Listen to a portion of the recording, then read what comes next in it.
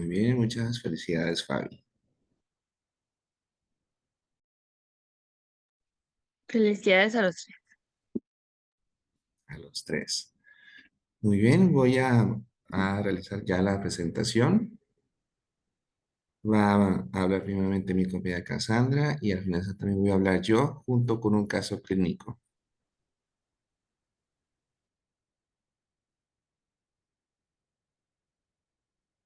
Mm.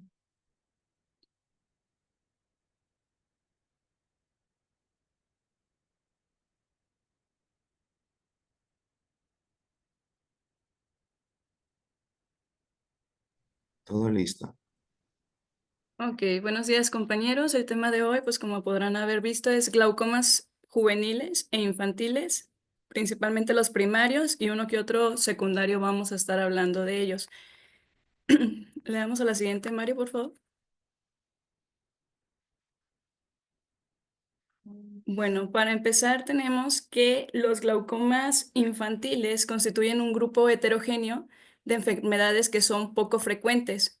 Aquí hay que tener en cuenta que la presentación clínica de este tipo de glaucomas va a depender o va a variar de la edad en que aparezca y sobre todo su gravedad va a depender de la presión intraocular, qué tan elevada pueda llegar a estar o qué tan controlada la logremos. Y pues también importante que pues al ser presentada esta clínica en pacientes que son pediátricos, pues también de repente puede llegar a ser un poco complicado el revisarlos oftalmológicamente por pues su edad. A veces puede ser un poco complicado que cooperen para revisarlos y sobre todo también algunos estudios pues no pueden llegar a ser tan confiables como lo pueden llegar a ser en un adulto. En el caso, por ejemplo, del OCT, que pues no se tiene una base de datos como tal en edad pediátrica. Le damos a la que sigue. Y bueno, para empezar tenemos que definir realmente si se trata de un glaucoma pediátrico o de una sospecha de glaucoma pediátrico. Para esto, la diferencia entre los dos, pues es de si existe o no un daño ocular que esté relacionado directamente con la presión intraocular. En ambos, pues tiene que haber una presión intraocular mayor a 21 milímetros de mercurio y para establecer que existe como tal un glaucoma pediátrico, tiene que haber por lo menos dos de los siguientes criterios. Que haya un cambio estructural en el nervio óptico, ya sea con aumento progresivo de la relación copa-disco o una asimetría entre ambos ojos de la relación copa-disco que sea mayor a 0,2. También que haya alteraciones a nivel corneal, ya sea manifestadas por estrías de Hub o que el diámetro corneal esté en aumento. Aquí en la tablita pues podemos ver una relación de más o menos cuándo considerar que el diámetro corneal está aumentado dependiendo de la edad. En recién nacidos va a ser mayor a 11 milímetros, en menores de un año mayor a 12 milímetros y después de 1 o 2 años pues se considera que está aumentado el diámetro corneal cuando es mayor a 13 milímetros. También para establecer como tal el diagnóstico de glaucoma tiene que haber un defecto en el campo visual que sea reproducible. Este tiene que ser pues obviamente compatible con una neuropatía óptica glaucomatosa y que no se asocie a ningún otro tipo de defecto. Y también otro criterio que se puede considerar es de que exista una miopía que sea progresiva. Le damos a la que sigue, por favor. Y bueno, en este les menciono un flujograma, bueno, se observa un flujograma que nos va a ayudar a clasificar de una forma más sencilla el tipo de glaucoma pediátrico. Es decir, una vez que ya tenemos diagnosticado que se trata como tal de un glaucoma, vamos a hacer una serie de preguntas que nos van a ir orientando hacia qué tipo de glaucoma estamos teniendo. Veamos a la que sigue. Principalmente los glaucomas infantiles los vamos a dividir en primarios y secundarios. En los primarios, los más característicos o los que lo representan más son el glaucoma congénito primario y el glaucoma juvenil de ángulo abierto. Y todo el resto de los glaucomas vendrían siendo los glaucomas secundarios, los cuales se caracterizan porque están asociados con algún otro tipo de trastorno ocular o sistémico. Entonces, dependiendo de esto, vamos a clasificarlos o los podemos clasificar dentro de los siguientes 4 grupos. Si está asociado a anomalías no adquiridas solamente sistémicas, entonces como ejemplo tenemos aquí que entran los neurofibromatosis, el síndrome de Down y trastornos del tejido conjuntivo.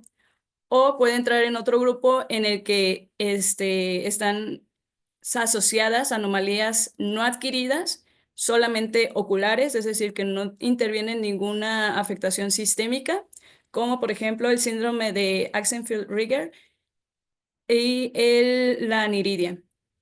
Otro grupo es el que está relacionado directamente a procesos oculares adquiridos.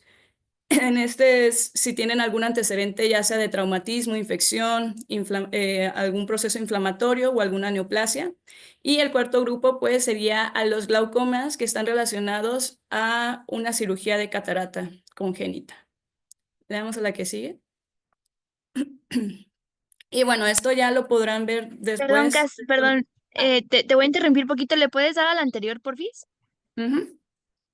Es que hay una parte como que no entiendo muy bien ahí de tu cuadro. Dice secundarios, asociados con otros trastornos oculares o sistémicos. Y en el segundo cuadro dice anomalías no adquiridas que son oculares de modo predominante sin componente sistémico. Entonces ahí Ajá. hay como un poquito de contradicción porque o es sistémico o no es sistémico y efectivamente el síndrome de Axenfeld-Rieger sí tiene implicaciones sistémicas, sobre todo cuando tomamos en cuenta el síndrome de Rieger. Ujú. Entonces, ¿alguien quiere decirme dos cosas sistémicas que pueden pasar en el Axenfeld-Rieger? Igual, doctora, si me permite, es una de las temas que yo voy a presentar Adelante. más adelante y ya más Ah, ok. específicamente se va a hablar un poquitito de lo más sistémico de lo de estos pacientes. Ok, Anomalías está bien. No hay dentales nada más y como quería. anomalías craneoencefálicas. Bien, muy bien. Ok, bueno, nada más quería como rescatar porque ahí sí no entendí, pero bueno, Axenfeld-Rieger sí tiene implicaciones sistémicas que no tienen que ver con el glaucoma, pero sí. Ujú. Sí, más que nada sí, cierto, ahí en esa parte de SIN, más que nada se refiere en ese segundo grupo a que predominan las afecciones oculares, vaya, es cierto. Le damos a la que sigue, Mario.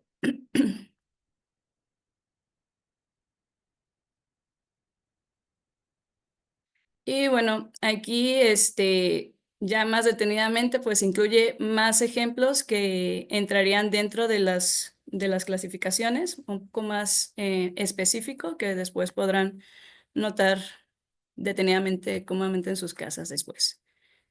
Le damos a la que sigue.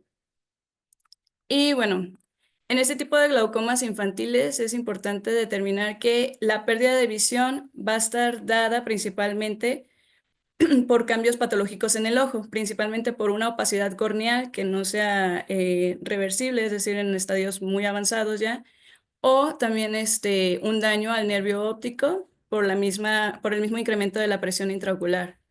Y también la visión deficiente va a estar relacionada principalmente a la anisometropía producida o la ambliopía estrábica, que principalmente se presenta más frecuente en los glaucomas infantiles que son unilaterales o que son bilaterales, pero tienen una evolución asimétrica. También hay que tener en cuenta que la miopía alta o el astigmatismo o la anisometropía puede llegar a no corregirse, pero sí llegar a controlarse un poco con las presiones intraoculares. No sucede en todos los pacientes, pero sí puede llegar a ocurrir. Sobre todo si al controlar la presión intraocular también disminuye la opacidad corneal, pues ahí se ve un poco de mejoría visual, pero no es en todos los casos. O sea, no por controlar la presión intraocular va a mejorar el cuadro. Le damos a la que sigue. Y bueno, tenemos que el glaucoma congénito primario como tal puede tener dos vertientes.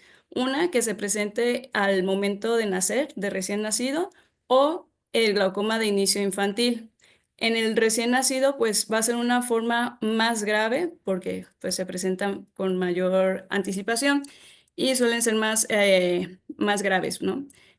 Y el infantil, generalmente su cuadro clínico inicia después del nacimiento, pero aquí es muy importante tener en cuenta que también se tiene que determinar que antes de los 3 años de vida es cuando se puede considerar todavía como glaucoma de inicio infantil. Si no, ya estaríamos hablando pues de un glaucoma juvenil. Le damos a la que sigue. Y bueno, dentro de las características generales del glaucoma congénito, tenemos que tiene una incidencia aproximada de 1 en 10.000 a 20.000 nacidos vivos, sobre todo en países occidentales, y es mucho más frecuente en el Medio Oriente. No hay una clara predisposición por sexo, raza o etnia, y generalmente es más frecuente que se presente de forma bilateral, de hasta un 65 hasta un 80%, y más del 75% se presenta antes del primer año de vida, sobre todo en pacientes, bueno, en lactantes menores de 6 meses. Le damos a la que sigue. Y bueno, este tipo de glaucomas se puede presentar de forma esporádica o por herencia de tipo autosómica recesiva. Y se han encontrado principalmente 3 lugares genéticos con 2 principales genes causantes de este tipo de patología. Principalmente los 2 primeros encontrados fue el CYP1B1 y el LTB-P2. El primero, que es el más relacionado, este pertenece a una familia de enzimas de citocromo, perdón, P450, que se encarga de oxidar los compuestos pues, más importantes precisamente para la estructura y función del ojo. Entre ellos el retinol, que también al metabolizarse a nivel de ácido retinoico, pues este ácido retinoico también es fundamental o crítico para el desarrollo ocular, por lo que también pues influye mucho en este tipo de patología. Y el gen más actual que se logró relacionar con el glaucoma congénito es el TIE2. Este es un gen receptor de tirosina que regula precisamente la homeostasis vascular y que se ha encontrado que niveles reducidos de este gen causa defectos, perdón, justamente en el desarrollo de la estructura del flujo de salida del humor acuoso, provocando así el aumento de la presión intraocular. Entonces, al tener un componente pues, genético importante, tenemos que también derivar a los familiares, sobre todo a los hermanos, o a los padres a un consejo genético, un asesor genético, para que pues lleve un estrecho seguimiento o recomendaciones para los padres si quieren tener un hijo, habiendo tenido un hijo ya con un glaucoma congénito. Le damos a la que sigue. Y bueno, ya entrando a su fisiopatología, tenemos que hubo varias teorías que se fueron descartando hasta llegar a determinar que la causa es principalmente una detención del desarrollo de tejido del ángulo de la cámara anterior, provocando así una obstrucción de la salida, bueno, del flujo de salida del humor acuoso. Esto debido a que se encontraba una alta inserción del cuerpo ciliar o del iris también en la porción posterior de la malla trabecular, provocando que hubiera una compresión de los haces trabeculares y provocando pues esa limitación del flujo de salida del humor acuoso, o también por defectos primarios del desarrollo a nivel de la malla trabecular y de los canales de Schlemm. Había una teoría que si bien se descartó, era de que existía una verdadera membrana sobre la malla trabecular que al final se descartó porque no es una característica como tal de este trastorno. O sea, sí se puede llegar a presentar, pero no es como que la causa del glaucoma congénito. ¿Alguien sabe cómo se llama esa membrana? Es de Barkham, ¿no? Ujú, así es. Le damos a la que sigue. Y bueno, las características clínicas que va a presentar el glaucoma primario, vaya, en sí, primeramente, va a estar dado por buftalmos, que nos va a ocasionar o nos va a hacer que haya una probabilidad más alta de que exista una subluxación o una rotura del cristalino, así sea con el más mínimo de los traumatismos. También un edema corneal u opacidad corneal, que está relacionada directamente también por el aumento de la presión intraocular, y que esta opacidad corneal, en cierto modo, como les mencioné al principio, puede llegar a ser corregible o disminuida al momento de controlar la presión intraocular. Hay casos en los que definitivamente no se reduce, principalmente en los casos más avanzados, cuando ya hay una opacidad más densa a nivel estromal. También puede existir un agrandamiento del diámetro corneal, en el que acá abajo les puse una tablita más o menos de igual cuando sospechar cuando ya hay un aumento de ese diámetro corneal, y tener en cuenta que presiones moderadas de la presión intraocular, pese a que no puedan llegar a causar una opacidad como tal a nivel corneal, sí pueden llegar a estar agrandando el diámetro de forma gradual. Y esto puede resultar de cierto modo contraproducente para el clínico porque lo puede pasar desapercibido. Entonces, puede estar existiendo un daño del nervio óptico sin nosotros tenerlo en cuenta. Y más si es un glaucoma congénito que es bilateral y sobre todo que va asimétrico. Entonces, no tendríamos como esa sospecha como para orientarnos a pensar en que se trata de ese glaucoma.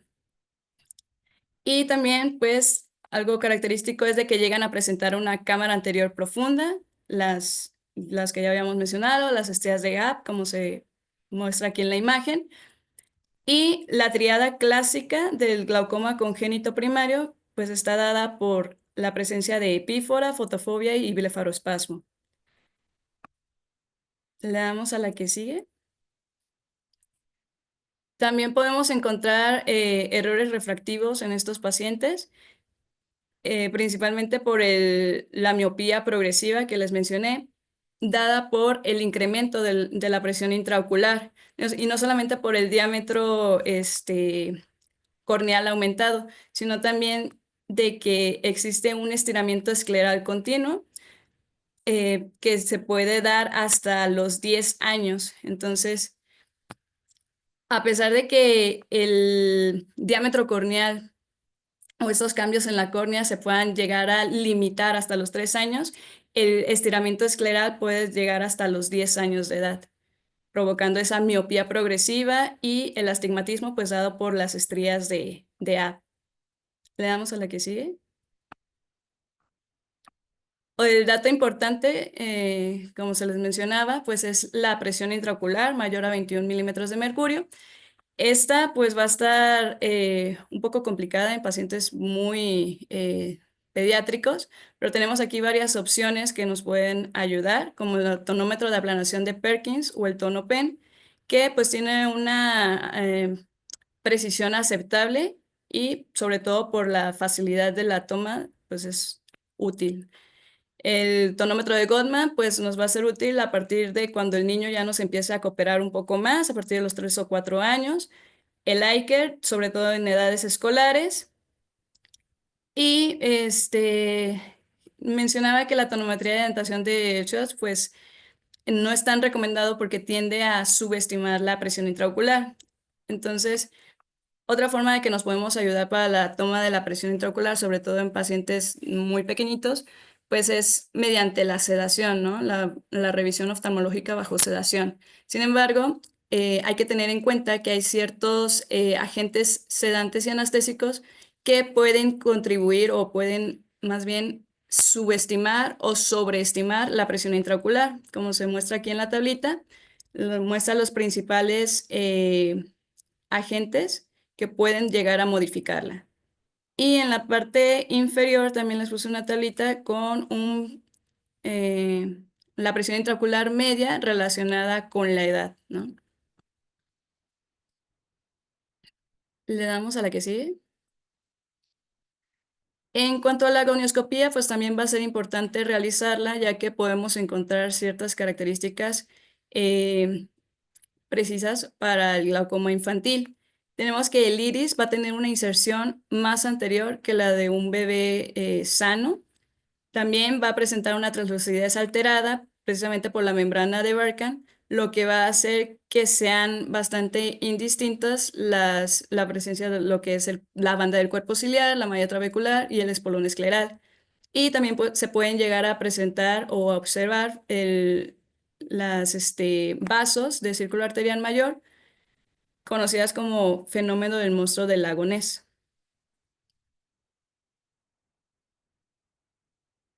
Le damos a la que sigue. Y bueno, hablando estructuralmente de los cambios que se van a llegar a presentar a nivel del nervio óptico, tenemos que va a haber un acopamiento de la cabeza del nervio óptico, que va a ser más frecuente que sea más rápido en bebés. Y aquí un dato característico es que es más probable que en estas edades pediátricas sea reversible mediante el control de la presión intraocular. Esto debido a que hay un desarrollo incompleto del tejido conectivo en la lámina cribosa, que permite esa como elasticidad o respuesta hacia las mejoras o la elevación de la presión intraocular, regresando o pudiendo regresar inclusive hasta un nivel normal de esa excavación. Y también tenemos los campos visuales, que van a ser más confiables realizarlos a partir de los 8 o 9 años de edad. Y pues vamos a observar patrones muy similares a los de un glaucoma de inicio de edad adulta, y que tienen cierta predilección por la pérdida de áreas arqueadas, como se muestra en la imagen. En cuanto a la agudeza visual, tenemos que pueden llegar a tener una mejor agudeza visual si hay un buen control de la presión intraocular antes de que se presente como tal una atrofia óptica. Y las cuestiones que van a influir por esa agudeza, pues son el daño al nervio óptico, la opacidad con estrías de Abb, que pudiera ser persistente o pudiera mejorar, y el astigmo irregular. También tenemos el uso de la ecografía, que nos va a ayudar a documentar la progresión como tal, ya que nos puede hacer un registro de esos cambios de longitud axial. Y aquí algo importante es que precisamente la longitud axial también se puede modificar o disminuir hasta un 0.8 milímetros después de que existe alguna reducción de la presión intraocular mediante algún procedimiento quirúrgico, y sobre todo en ojos que son afáquicos. Le damos a la que sigue.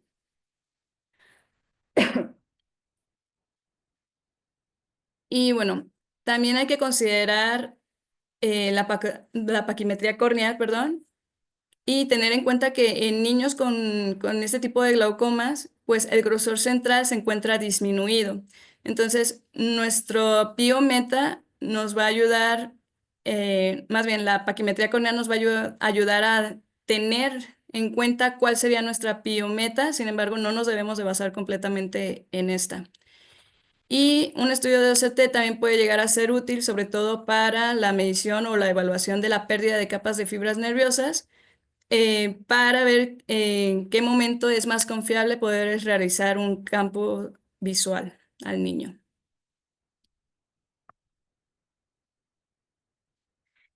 Y bueno, dentro de los diagnósticos diferenciales hay que tener en cuenta que pues ciertas características clínicas no van a ser específicas del glaucoma congénito primario. Entonces, aquí dependiendo de la característica clínica nos muestra una serie de ejemplos de qué pudiera ser en lugar de ese glaucoma congénito, dependiendo si el trastorno muestra opacidad corneal o si hay epífora ojo rojo. Aquí nos muestra pues esos diagnósticos diferenciales que podemos tener. Vamos a la que sigue. Y en cuanto al tratamiento, pues tenemos que el tratamiento definitivo va a ser un tratamiento mediante cirugía, y nos podemos ayudar o apoyar mediante la terapia médica. Tenemos que el tratamiento médico lo podemos llevar antes y después de la cirugía, sobre todo antes si queremos tener un mayor aclaramiento de la córnea para así facilitar la cirugía del ángulo. Y después de la cirugía, como para tener un mayor control de la presión intraocular hasta que logremos verificar que la cirugía pues es exitosa. Y este tipo de tratamiento pues básicamente son los mismos de una terapia médica en adultos, obviamente con las consideraciones y limitaciones de ciertos medicamentos, como los alfa agonistas. Y en cuanto al tratamiento quirúrgico, bueno, este va encaminado precisamente a eliminar esa resistencia del flujo de salida del humor acuoso y principalmente se inicia con un abordaje interno, ya sea una goniotomía o un abordaje externo mediante una trabeculectomía. Pues nada más considerar o recordar que para la goniotomía necesitamos que la córnea esté clara. En dado caso de que no esté clara, esté más opaca y no nos permita realizarla, entonces optaríamos por una trabeculotomía, perdón. Y otras opciones que se pueden dar si vemos que hay una mala respuesta al primer tratamiento, pues sería mediante una cirugía filtrante o la colocación de dispositivos de drenaje. Y por último, o como última opción, tratamientos con ciclodestrucción, ya sea cicloterapia, ciclofotocoagulación transescleral o una cicloablación, pero ya sería como de última instancia, sobre todo en glaucomas congénitos refractarios. Y bueno, el pronóstico va a depender de en qué momento se inicie el cuadro clínico. Va a ser de mejor pronóstico si el paciente es asintomático al nacer y va a ser más reservado cuando se presenta el cuadro clínico al momento del nacimiento o que se diagnostique hasta después de los 2 años de edad, donde ya pues existe un mayor daño. Y dentro de las complicaciones tardías, pues tenemos la ambliopía, la cicatrización corneal, el estrabismo, cataratas, subluxación del cristalino y un glaucoma recidivante o contralateral.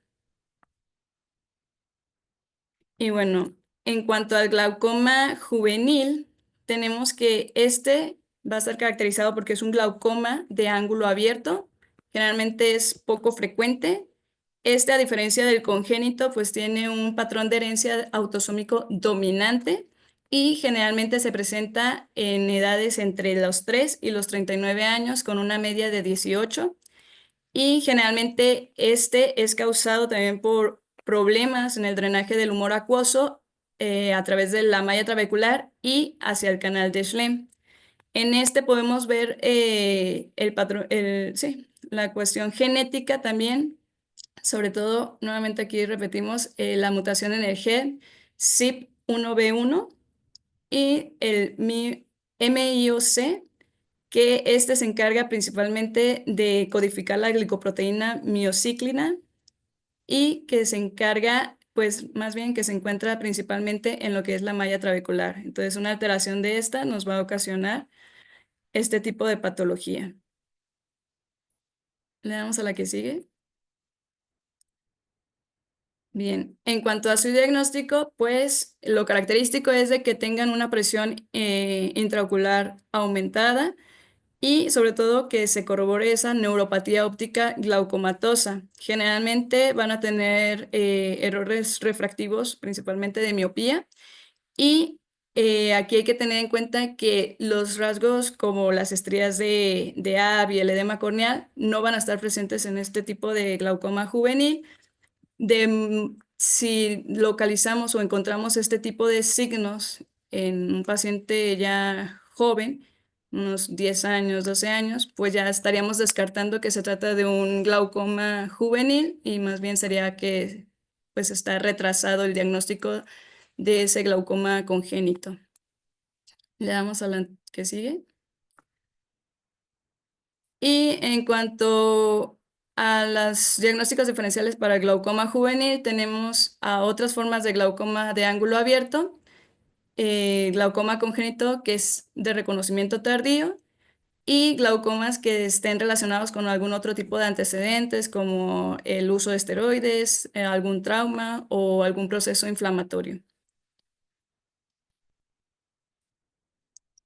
Y para el tratamiento, pues esa base igual, los antiglaucomatosos, lo farmacológico, de forma farmacológica, o mediante igual cirugías en el ángulo de drenaje, cirugías de filtración, tratamientos con láser o dispositivos de derivación del humor acuoso. El pronóstico, pues, relativamente va a ser bueno siempre y cuando haya un buen diagnóstico y un tratamiento precoz. Y bueno, en cuanto al nanoftalmos, este va a pertenecer al tipo de glaucomas de ángulo cerrado. Ah, Perdón, ¿ya acabaste con glaucoma congénito? sí, Ah, voy a hacer algunas preguntas para ver qué tanta atención están poniendo. Para ti tengo una pregunta. ¿Cuál es la diferencia entre trabeculectomía y trabeculotomía? la, Hola Luis, buenos días. ¿Es para ellos o para todos? Específicamente, esto es para acá es porque ahorita tuvo esa confusión. Ok. bueno, la trabeculotomía, según yo, era la que se realizaba a pacientes pediátricos y la trabeculectomía ya era en pacientes más adultos. Pero así como Bueno, eso es tal una indicación por edad, pero en técnica, ¿cuál en es la técnica diferencia? no te sabría decir la verdad. Ok. La trabeculotomía sí se realiza en los dos, pero es el de elección para pacientes con glaucoma congénito. Pero lo que dijiste ahí es, una es cortar la malla trabecular y luego dijiste, si no se ve la córnea, si está paquita, hacemos trabeculotomía. Ujú, Eh, pues la trabeculotomía es como tal cortar la malla trabecular, su nombre lo dice. Y la trabeculectomía, ese sí puede ser cuando la córnea no está clara, podemos hacer una bolsita en la conjuntiva, hacer un ostium en el iris y hacer una cirugía filtrante. Esa es la diferencia. La trabeculectomía es esa que tiene la bolita y la trabeculotomía es cortar en la malla. Y esa sí necesita una claridad. Sí, Terumi. Hola, buenos días. Oye, una preguntota. Estabas diciendo de las paquimetrías que si son niños, pues van a estar disminuidas, pero ¿sabemos más o menos cuánto es el grosor esperado para poder considerar que es disminuido o nada más es como que está disminuido? Me quedé con esa duda. creo que era, si no mal recuerdo, a partir de, es que no me acuerdo, 450 creo. No te tengo el dato exacto, la verdad. Ahí Pero sí tendría que ser había un... percentilado, pero no hay datos de percentilación del grosor corneal pediátrico, Ah, ok. Va. porque tiene que ser por edad, ahora sí que por edad va cambiando. Ajá. Pero es Ok. buena pregunta. Gracias. Otra pregunta, a ver quién está por aquí. Luis Zavala, Sí, Liz, dime, buenos días. tienes dos aparatos, ¿verdad?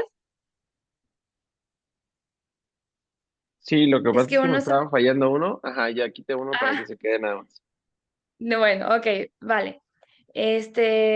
Dime dos diagnósticos diferenciales de glaucoma congénito.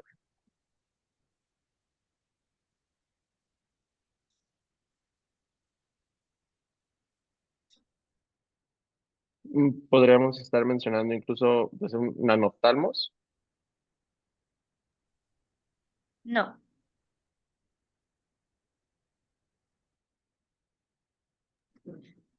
A ver, ¿alguien que le quiera ayudar?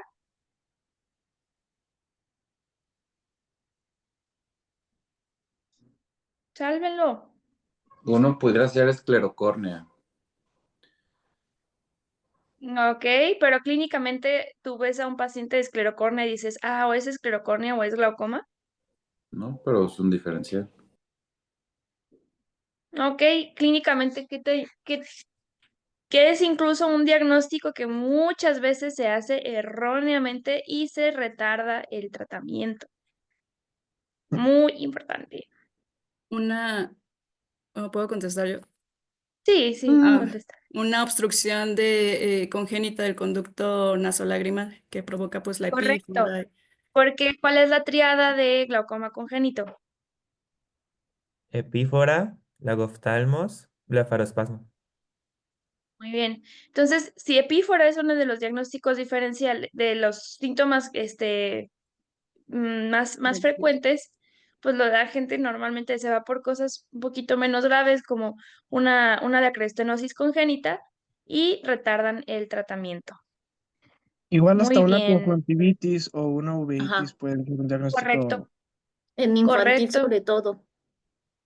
En infantil luego los correcto. niños llegan con conjuntivitis alérgica disque y es un glaucoma congénito. Siempre es muy importante Les tomar el dejamos remetro corneal en esteroides. eso.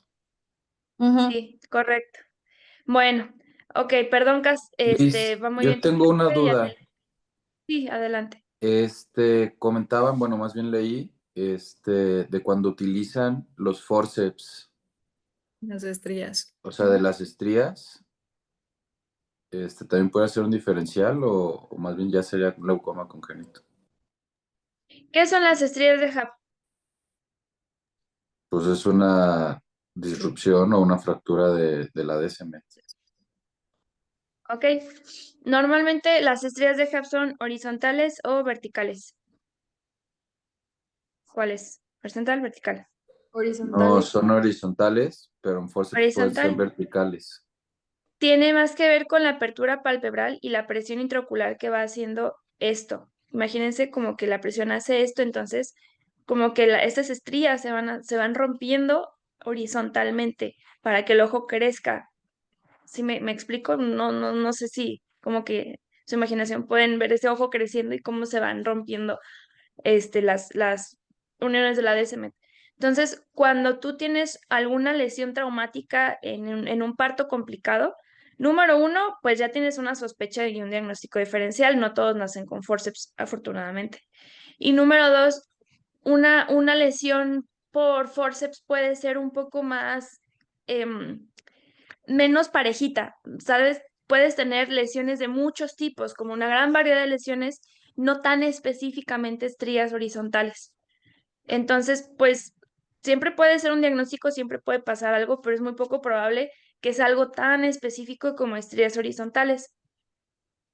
Pero bueno, es buena observación. Gracias. Sí, continúe, porfis. Ok. Como les iba diciendo, pues en el caso del nanoftalmos, a diferencia de los dos anteriores, pues este se va a tratar de un glaucoma de ángulo cerrado. Es poco común y generalmente tiene esa predisposición a originar un glaucoma como tal. Y sobre todo también a tener ciertas afectaciones del polo posterior, como el derrame uveal o desprendimiento coroidal. Tenemos que el desarrollo como tal de este tipo de glaucoma va a ser relacionado o asociado hasta la cuarta o sexta década de la vida. Veamos a la que sigue. También tiene componentes genéticos. Este puede presentarse de forma autosómica dominante o autosómica recesiva, dependiendo pues, del cromosoma y gen afectado. Y de forma histopatológica vamos a tener que van a presentar una esclera engrosada, las fibras de colágeno van a ser anormales y los glucosaminoglicanos van a tener niveles bajos. En cuanto a las manifestaciones clínicas, pues va a ser lo característico de un ojo pequeño y una córnea pequeña. La cámara anterior va a estar estrecha, generalmente menor a 2 milímetros, por lo que su ángulo, perdón, también va a ser estrecho. Generalmente también llegan a tener una curvatura corneal de algo abombada y el cristalino puede llegar a estar normal o puede estar incrementado en su diámetro. También tenemos que van a ser ojos principalmente hipermétropes con longitudes axiales generalmente menores a los 20 milímetros. Pueden llegar a presentar estrabismo y su característica también es que tienen una fisura palpebral pequeña. Ajá.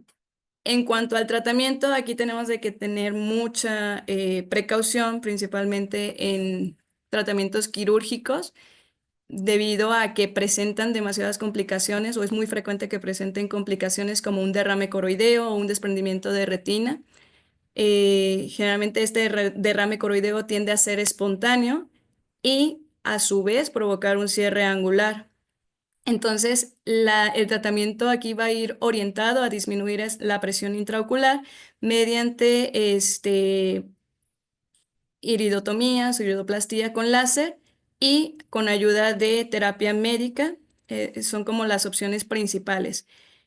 A veces también se opta por realizar la extracción temprana del cristalino para disminuir precisamente también la presión intraocular y se puede hacer solamente con muchas precauciones y sobre todo se puede realizar estas tres cuestiones aquí, realizar esclerotomías o realizar una descompresión del ojo con un balón de Honan, aquí sí, y o usar agentes hiperosmóticos sistémicos como manitol previo a la cirugía.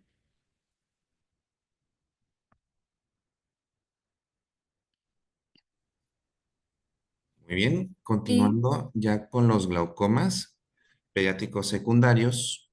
Este tipo de glaucoma, a diferencia de los primarios que ya mencionó mi compañera Cassandra, estos sí se van a asociar a trastornos oculares o hasta a trastornos sistémicos. Explicando un poquito más por la duda anterior, vamos a tener 4 grandes categorías.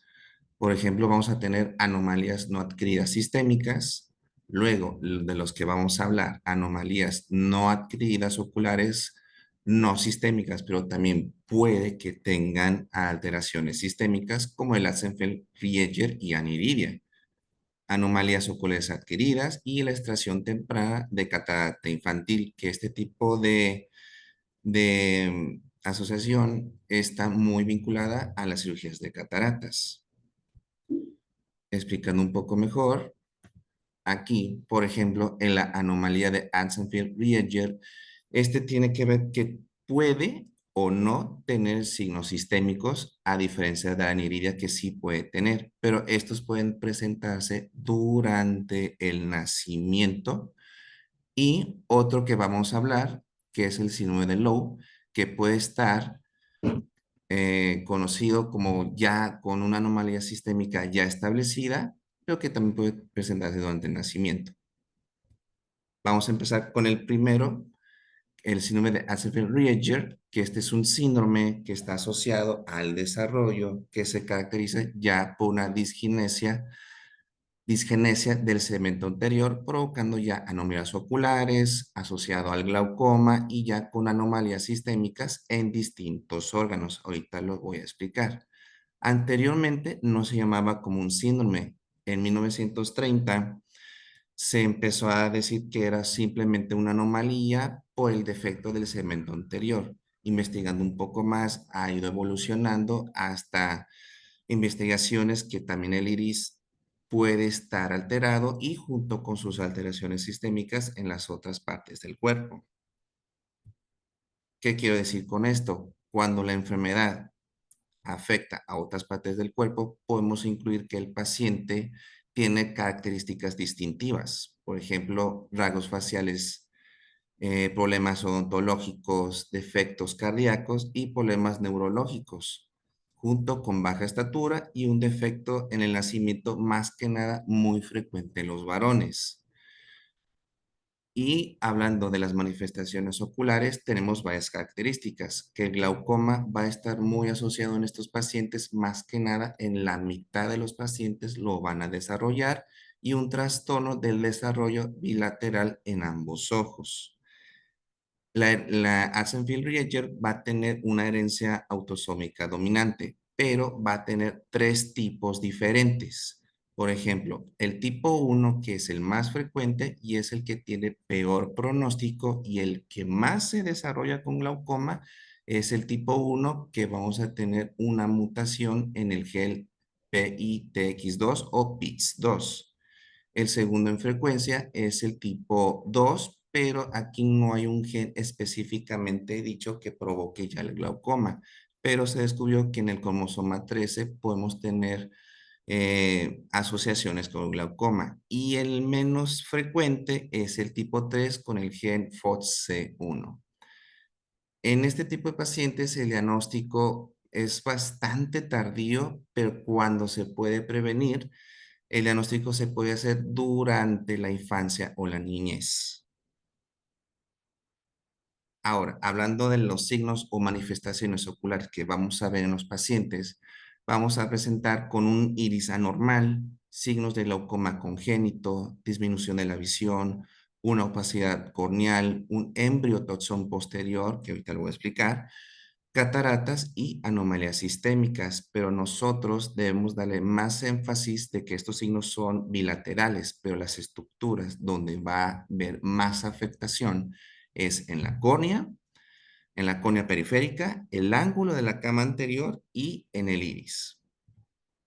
Explicando un poco, en la córnea vamos a tener una anomalía característica, que esta va a ser una línea de Schwalbe que va a ser prominente al principio delgada, pero posteriormente puede crecer una línea blanca cerca de la córnea donde está acercando el limbo, pero en el cuadrante temporal. Cuando evoluciona a más gravedad, esta línea puede crecer a 360 grados, pero cuando va comenzando es más visible durante la gonioscopía. Por ejemplo, aquí en el puntero, en esta parte donde está en el cuadrante temporal, podemos ver ya una línea de Schwalbe bastante prominente. Y esta línea, al evolucionar, se puede decir que es el embriotoxón posterior. Ahora, en las afectaciones del iris, vamos a tener atrofia del iris y corectopía. ¿Qué es la corectopía? Es cuando la pupila está descentrada y se mueve su lugar a donde está la línea de Schwalbe. Y también vamos a tener policoria, que son, aquí en esta imagen, son múltiples agujeros dentro del iris. Y un ectropión de uvea es cuando el borde pupilar está creciendo hacia parte o hacia anterior, hacia endotelio. Y alteraciones en el ángulo de la cámara anterior, vamos a ver que vamos a empezar con adherencias iridocorneales o formación de unos tipos hebras o tipo hilos, hebras de tejido que unen el ángulo junto con el iris periférico y esto puede hacer una obstrucción en la malla trabecular y provocando el glaucoma asociado. Un poquito hablando de la fisiopatología, vamos a tener, déjenme sacar el puntero, una retención parcial del endotelio en el iris. Y el ángulo de la cama anterior de la línea de Schwalbe, vamos a empezar que va a estar más prominente o se va a empezar a desplazar de modo anterior. El desarrollo de las hebras del tejido va a empezar en esta zona, donde cruza el ángulo de la cama anterior. Ya cuando los casos empiezan a ser más avanzados y más grave, es cuando nosotros vamos a tener ya una contracción del endotelio y los cambios del iris, por ejemplo, la corectopía y la formación de los múltiples agujeros en el iris y un comienzo en esta parte del ectropión de uvea. Y finalizando ya en las formas graves, vamos a tener ya un desarrollo incompleto de la malla trabecular junto con su obstrucción y del canal de Schlemm. ¿Y cómo se van a tratar así de rápido estos pacientes? El aumento de la presión se va a desarrollar entre la niñez y la edad adulta temprana.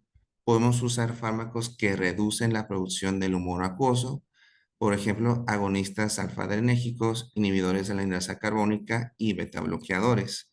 Más que nada, yo me iría más que nada por iniciar con beta-bloqueadores, ya que los agonistas alfa-adrenérgicos en menos de 2 años pueden tener una afectación durante los niños. Si el tratamiento médico no funciona o es muy resistente al tratamiento, vamos a iniciar con tratamiento quirúrgico. Los métodos iniciales que nosotros podemos utilizar es, por ejemplo, la goniotomía y la trabeculotomía, que se han utilizado ya en casos infantiles con un éxito limitado, pero digamos que este no sería como el tratamiento definitivo en estos pacientes debido a las anomalías del ángulo que se pueden encontrar. Ya como tratamiento de elección se puede realizar una implantación de dispositivo de drenaje más cirugía filtrante o ambas, que estos son los procedimientos que ha habido mejor respuesta en estos pacientes y más con glaucoma asociado del síndrome de Axenfeld-Rieger. También en lactantes y en casos refractarios se puede utilizar la combinación de implantación de dispositivo más la trabeculectomía, que ha habido una mejor respuesta. Y ahora, en estos tipos de pacientes, para evitar la progresión o que aparezca el glaucoma asociado, este tipo de pacientes los tenemos que dar seguimiento para toda su vida para prevenir que aparezca el glaucoma. El siguiente síndrome del que vamos a hablar es el síndrome de Lowe, que es un síndrome óculo-cerebrorenal. Es un trastorno autosómico recesivo de ligado al cromosoma X. La mutación que aquí va a estar afectada va a ser en el gen OCRL, que va a ser una discapacidad intelectual acompañado con el síndrome de Fanconi renal, que los túbulos proximales no absorben los nutrientes necesarios, raquitismo renal, aminosiduria, hipotonía y acidemia con irritabilidad. Pero hablando ya de las manifestaciones oculares, las más frecuentes va a ser cataratas en la mayoría de los casos y glaucoma en 2/3 de los pacientes, aunque también se ha demostrado que la mitad de los pacientes pueden desarrollarla. En otros hallazgos oculares encontramos micoftalmia, estrabismo, nistagmos, miosis y atrofia del iris. Más que nada, el mal funcionamiento del gen es por una enzima, es por el inositol polifosfato 5-fosfatasa relacionada con este gen. Ya con el glaucoma asociado va a ser el resultado de una anomalía primaria del ángulo, o sea, una anomalía de filtración, que esto es provocado secundario a la cirugía de catarata congénita que tienen estos pacientes. Ya con la presencia de la licenciación anterior del iris, estrechamiento del cuerpo ciliar y disminución de la velocidad de los polones Claral, podemos dar un tratamiento, si es en forma leve, un tratamiento médico. Y a estos pacientes también se les dan cirugías no angulares para la mayoría de los casos o filtrantes. Otro de los que se asocian a glaucoma es el síndrome de Neil-Patella o enfermedad de Fong o osteodisplasia hereditaria, que esta va a ser una enfermedad bastante rara que presenten estos pacientes porque estos pacientes tienen afectaciones en los huesos, por ejemplo, rótula ausente o displasia de las uñas y anomalías renales. Y este es un tipo de enfermedad que se va a asociar a un glaucoma de ángulo abierto. Vamos a tener mutaciones en el gen LMX1B, que va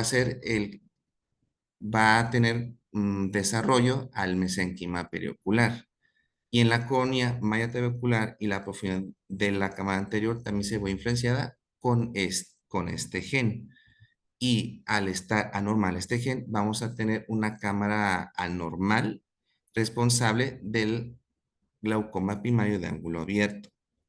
Y el glaucoma es una complicación ocular bastante grave que se va a presentar en estos pacientes, pero también podemos presentar una hipertensión ocular previamente al glaucoma. Y ya de tratamiento podemos dar como un tratamiento ya basado al de ángulo abierto. Ahora, la aniridia, que es un trastorno del desarrollo bilateral caracterizada por la ausencia congénita del iris, pero el término ya de aniridia ya es bastante, digamos, mal dicho porque se ha demostrado de que no hay una ausencia completa del iris, sino de que se ha demostrado que hay una ausencia parcial del iris que aparece, por ejemplo, en la imagen que va a haber como un tipo muñón con un ancho variable, más que nada, y esto puede ser de que nos equivoquemos en el diagnóstico, pero el iris todavía está ahí en un modo parcial. Asociada a múltiples defectos oculares y sistémicos, estos van a estar presentes al nacimiento o puede presentarse manifestaciones ya durante la infancia o durante la adultez temprana. El gen más comúnmente asociado a este tipo va a ser el PAX6, pero también puede tener unas variantes porque este tipo de síndrome está asociada a problemas renales. Ahorita lo voy a explicar, como por ejemplo el tumor de Wilms, que puede presentarse en un 68% de los pacientes. Vamos a encontrar 4 fenotipos. El más relacionado va a ser relacionado con hipoplasia foveal, nistagmo panus corneal, glaucoma y la visión reducida. Pero en este tipo de pacientes vamos a encontrar que es muy frecuente las cataratas, más que nada el tipo de catarata subcapsular posterior. También vamos a encontrar keratopatías anirídicas, por ejemplo, que en el panus corneal que va a iniciar en la periferia en los primeros años de vida y va a ir avanzando conforme va creciendo el paciente hacia el lado central de la córnea. Vamos a tener un aumento de espesor corneal central, aumento de la capa estromal y cuando los pacientes están muy graves, vamos a tener una presencia de un edema corneal en un estadio avanzado junto con una descompensación corneal. Ahora, hablando del glaucoma asociado, esta se va a presentar en el 50 o 75% de los pacientes. El desarrollo del glaucoma se relaciona con el aspecto gonioscópico de la cama anterior. En este tipo de pacientes va a haber las famosas hebras que se van a desplazar hacia la parte del iris provocando su obstrucción.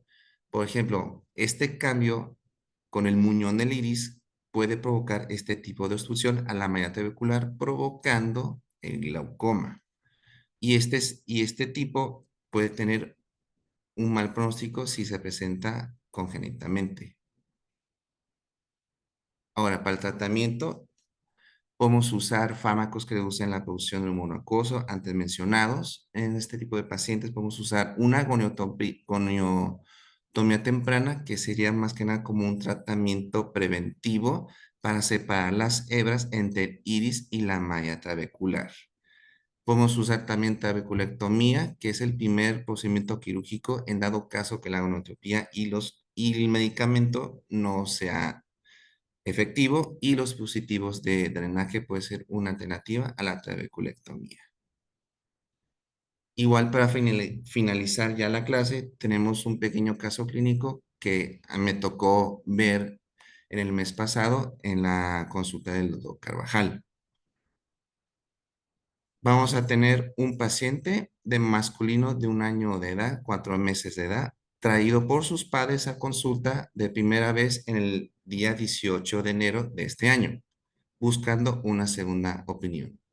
Previamente ya con diagnóstico por otro oftalmólogo de disgenesia del semen anterior.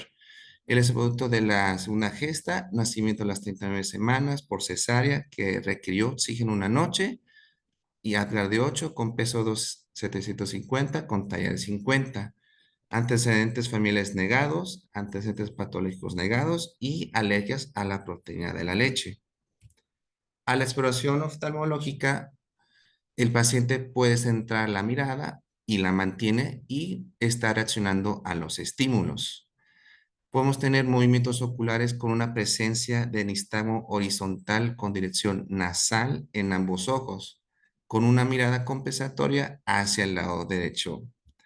Aquí tomé varias fotos, prácticamente nomás tomé del ojo derecho porque el paciente se movía mucho, pero podemos ver que hay una aniridia evidente con el muñón en el lado lateral temporal del ojo, con un inicio de opacidad de cristalino o catarata subcapsular posterior.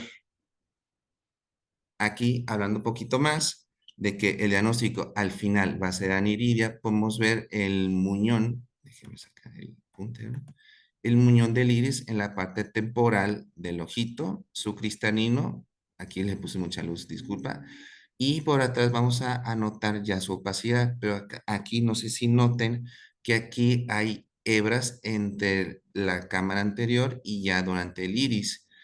Lo bueno de este paciente de que tiene una tonicidad de ojo bastante bien, no hay complicaciones. La mamá refiere que le hizo estudios genéticos descartando problemas sistémicos, por ejemplo, renales y en el cerebro, que todo ha estado bien.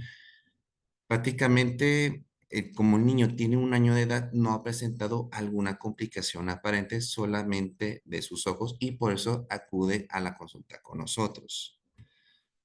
De diagnósticos diferenciales, al principio, sé que el diagnóstico es una disgenesia del segmento anterior, pero ¿cuál es el gen que está afectado en este paciente? La madre todavía no hace como un estudio genético para su hijo, pero al principio nosotros sospechamos, evidentemente, un síndrome de Axenfeld-Rieger, pero lo pudimos descartar, pero también podemos pensar que tuviera un síndrome de Peters o un síndrome de WAR o WAGR, porque este se está vinculado o asociado mucho al tumor de Wilms.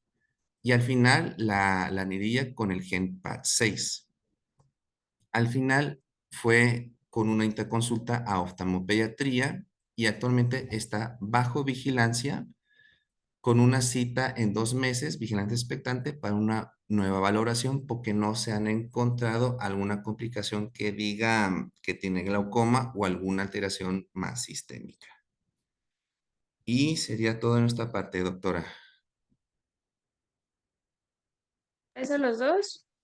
Perdón, muchas felicidades a los dos. Dieron una clase bien, bien completa. Ahora quiero ver qué tanto pues se pudo entender. Vamos a hacer otra pregunta. Alguien, a ver, ¿quién está de R2? A ver, ¿quién no tiene la cámara?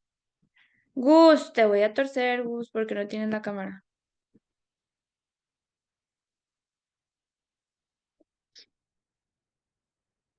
Gus, a la una, ¿andas en consulta? Creo que se metió a Gus, quirófano. Estamos en Gus a las 2. quirófano, Liz. ¿Sí? Ah, ok. Está operando justo ahorita. Está operando. Ah, bueno. A ver, ¿alguien más? ¿A quién le preguntamos? ¿Algún voluntario de los que no ha participado?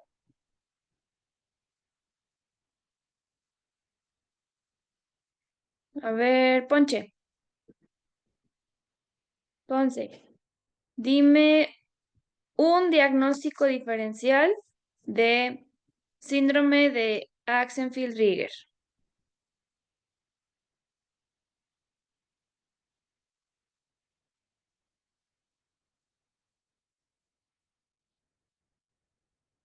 Ponce, Ponce. Arturo Ponce.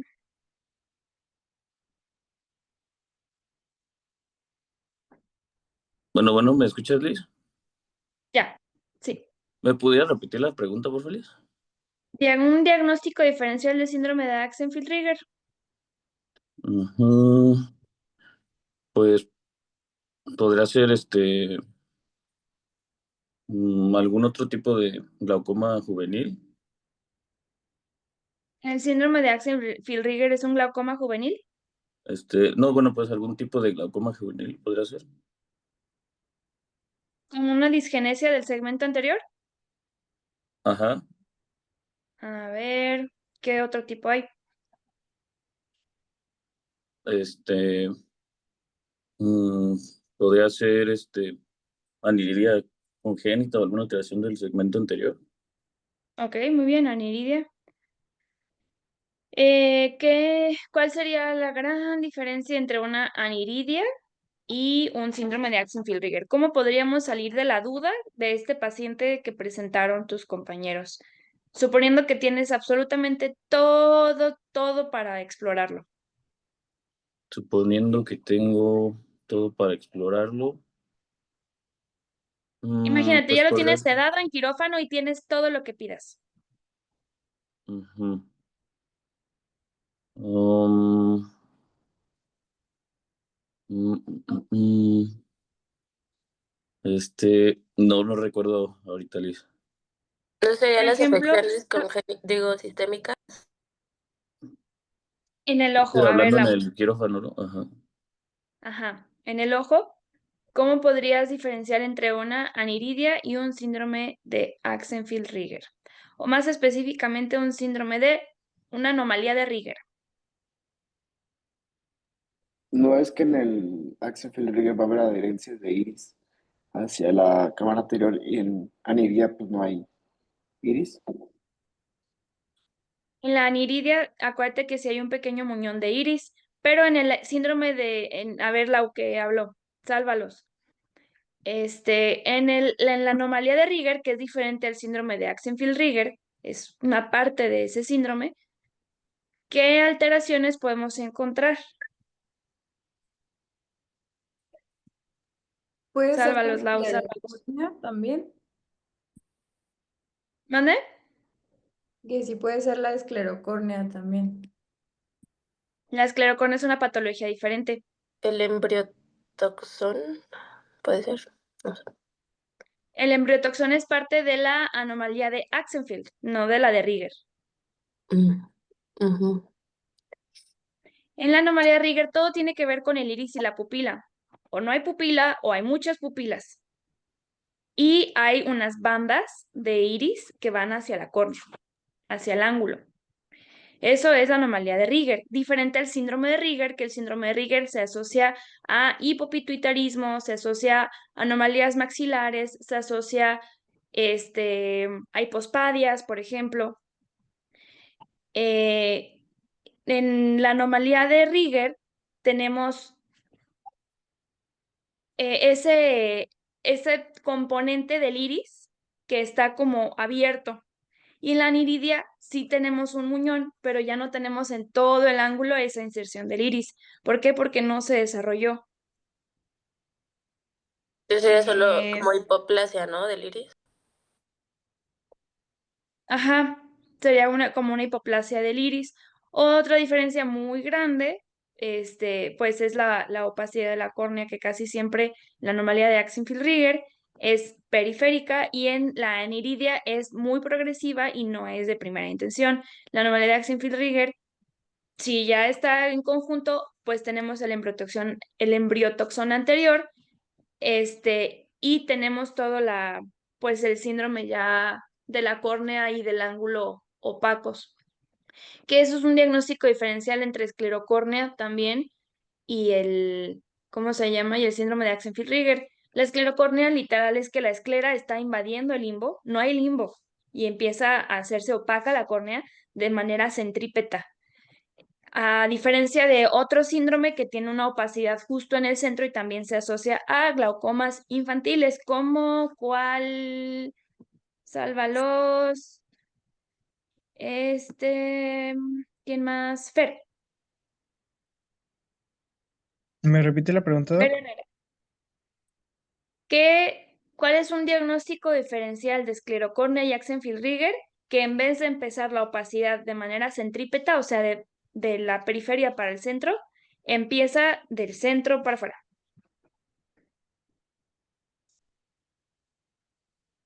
Se vale decir, no sé.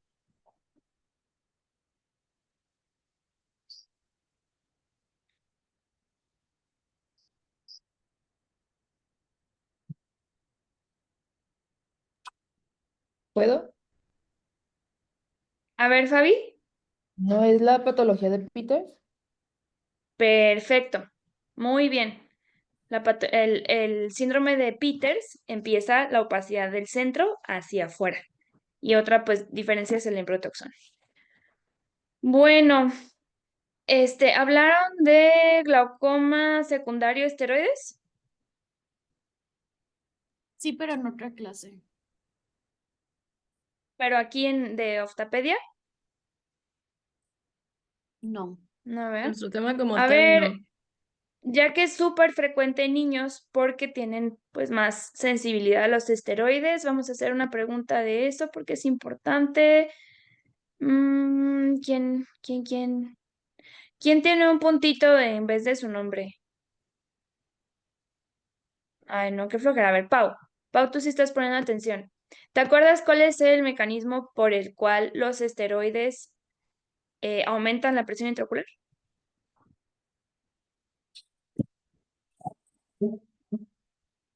¿Le puedo ayudar? Pau Varela. Disminuye Le- el flujo del humo. Muy bien, disminuyen el flujo de salida. ¿Por qué?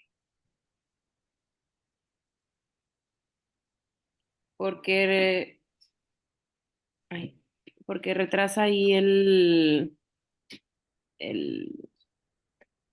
ay, ¿cómo se llama? Como el mismo mecanismo ahí como de desecho del medicamento en la matriz. O sea, como que no hay o sea, no se va, pues, o sea, no se lava correctamente. Ah, eso sí, estos son todos los glaucomas o las hipertensiones que deriven de una disminución del flujo de salida en la malla trabecular. Pero, ¿te acuerdas exactamente por qué los glucocorticoides hacen eso? Mm. O sea, aparte de lo de la disminución del humor, acuoso, no.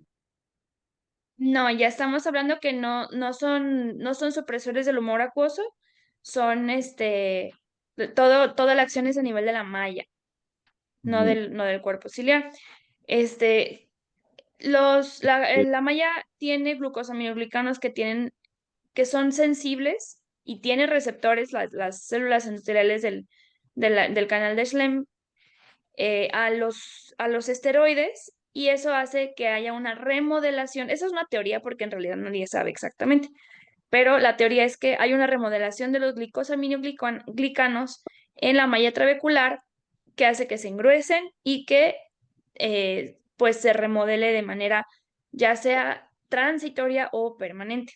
Entonces, cuando tenemos un aumento de la presión intraocular secundaria a esteroides y la podemos disminuir y ya, nada, no pasó de allí, eso es transitorio, pero con pacientes que tienen un uso crónico, pues puede haber una remodelación ya permanente y llegar al daño del nervio óptico, que ya no se llama hipertensión secundaria a esteroides, sino se llama glaucoma, que es la diferencia. Bueno, del tema de sus compañeros de glaucomas infantiles, ¿hay alguna duda?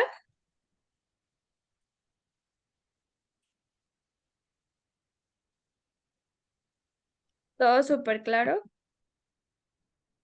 Ojalá les haya servido esta clase. Muchas felicidades a los ponentes y pues que tengan bonito sábado. Gracias, Liz, igualmente. Igualmente. Gracias. Gracias, Bye. Liz. Gracias. Gracias, Liz. Nos vemos. Gracias.